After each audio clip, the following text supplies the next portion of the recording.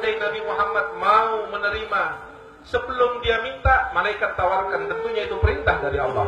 Kalau mau gunung Uhud dirubah jadi emas, gunung dirubah jadi emas, akan diberikan kepada engkau. Malaikat melihat ini, menawarkan ini. Kenapa?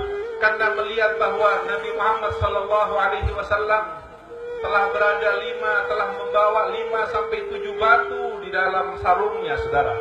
Diikat di kain dan diikatkan di perutnya. Apa artinya satu batu? Artinya satu hari tidak kemasukan sesuap nasi pun, sesuap makanan pun ke dalam perut Nabi Muhammad. Kalau besok Nabi Muhammad tidak lagi memiliki makanan dan terasa lapar, maka ditambahin batunya, diikat lagi jadi 2. 3 hari tidak makan, diikat lagi jadi 3. 4 hari tidak makan, demikian seterusnya. Dan Nabi tidak makan bukan karena Nabi puasa, tetapi karena Nabi Muhammad SAW tidak memiliki yang bisa dimakan oleh Rasul SAW. Dia tidak memikirkan apapun terkecuali dakwah dan keridhaan Allah. Dia tidak silau dengan apapun yang menjadi tawaran orang-orang sebagai bargaining dakwahnya. Dan itulah Nabi Muhammad.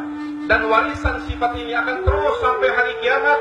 Dan walaupun hanya sedikit orang-orang ulama yang akan mampu mewarisi sifat mulia Rasulullah Sallallahu Alaihi Wasallam.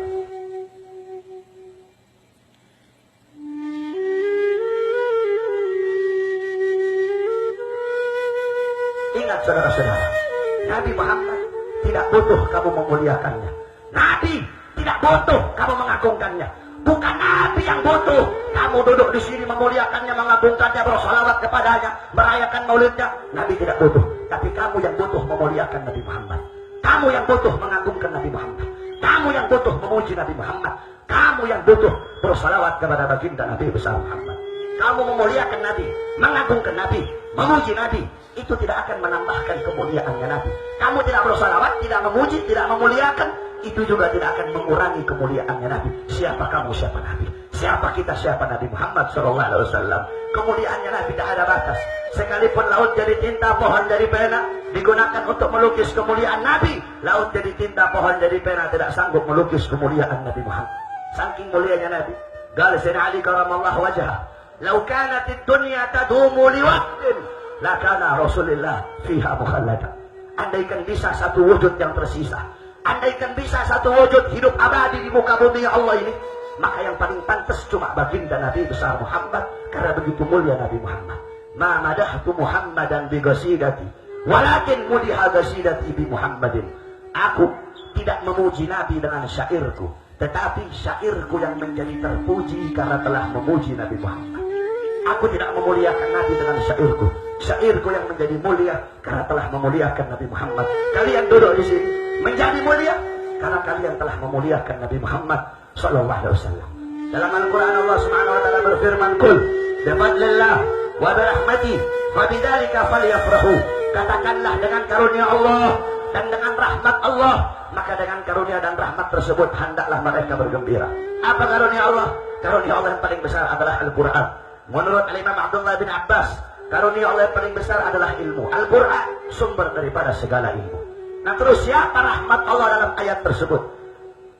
Al-Mufassirin, para ulama ahli tafsir, fi kutubil masyhurat al-ma'rufat, dalam kitab-kitab tafsir yang masyhur, beliau menjelaskan siapa rahmat dalam ayat tersebut. Dalam kitab tafsir Jami' al-Ahkam, Al-Imam Qurtubi. Dalam kitab tafsir Jalalain, Al-Imam Jalal al-Mahalli dan Al-Imam Jalal al-Suyuti. Dalam kitab tafsir Ibn Kathir. Dalam kitab tafsir Ma'alim al-Tanzil, Al-Imam Baghawi.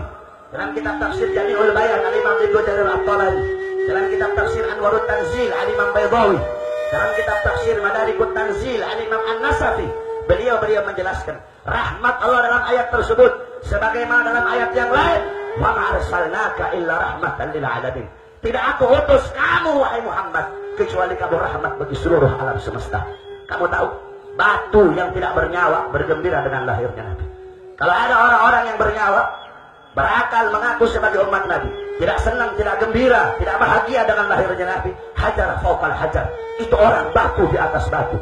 La yahdihumullah. Mereka golongan-golongan tidak mendapatkan petunjuk dari Allah. Humul jahilun.